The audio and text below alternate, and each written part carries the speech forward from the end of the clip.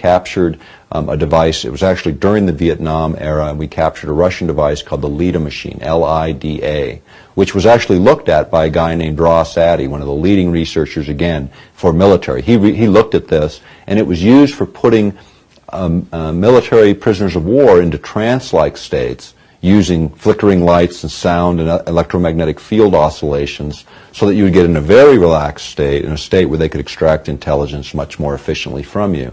And that became a whole new review for military technologists in this country, thinking maybe we can use electromagnetic fields to manipulate what's going on in the brain. In 1969, there was a book published called Towards a Psycho-Civilized Society, and this was put together by Jose Delgado, and he had his doctorate in electrophysiology from the University of Madrid from 1950. He came over to Yale University in the mid-60s and began mapping the human brain, stimulating the human brain in primates and bulls and animals, all different kinds of animals, stimulating different parts of the brain to see what parts were responsible for what kinds of actions or cognitive functions and so on. So what he was doing in those days, in the 60s, was he was implanting microcircuits, and then, or not microcircuits, circuits, and stimulating them with RF, radio frequency energy. So one of the illustrations or photographs shows a charging bull coming at him, and he throws the switch, and the bull stops right in front of him. Well, by the mid-'80s, he figured out you didn't need any implanted technologies. All you needed to know was how to modulate the right frequency. And the energy density, the concentration of energy, was 1/50th of what the Earth naturally produces. Very small energy in the RF range, radio frequency ranges. Now, compare that to what's around us right at the moment. At the moment, there's 200 million times more radio frequency and energy around us in any urban area than there is naturally produced by the Earth.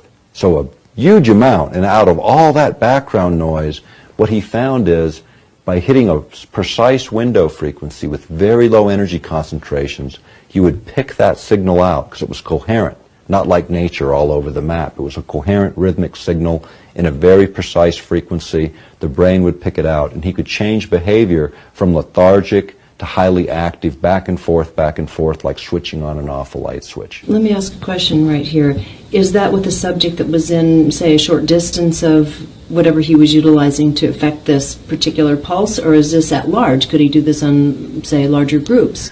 You could do it on an individual basis or a very large basis. In fact, if you go back to the work of J.F. Gordon MacDonald, he was a geophysicist at UCLA, and he was a science advisor to Lyndon Johnson. He wrote a chapter in a book called Unless Peace Comes, and the chapter was called How to Wreck Your Environment. But within that chapter was a section that said, if we could ever learn how to electronically stroke the ionosphere, this layer that begins about 30 miles above the Earth's surface that's electrically charged, if we could ever figure out how to electronically stroke it, he said, to get it to send a signal back to the Earth, we could affect the behavior of people over huge geographic areas on a hemispheric basis.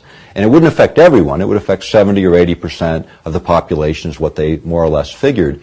But this was a technology that didn't exist in 1969. In the early 70s, Zbigniew Brzezinski referenced J.F. Gordon's work and said, you know, this is a technology that will likely emerge.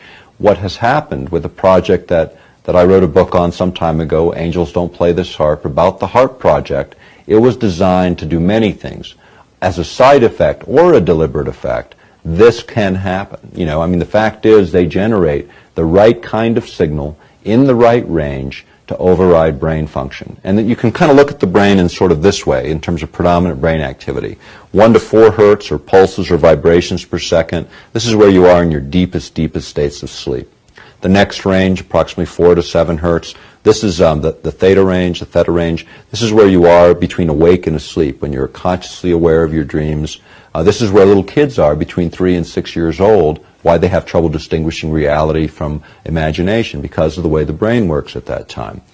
A little bit further up, you have the alpha range, 7 to, say, 11, 12 hertz in that range. This is where you are when you're in the zone, when you're doing your art, your reading, your research, when you're really focused. You know, that's where you want to be.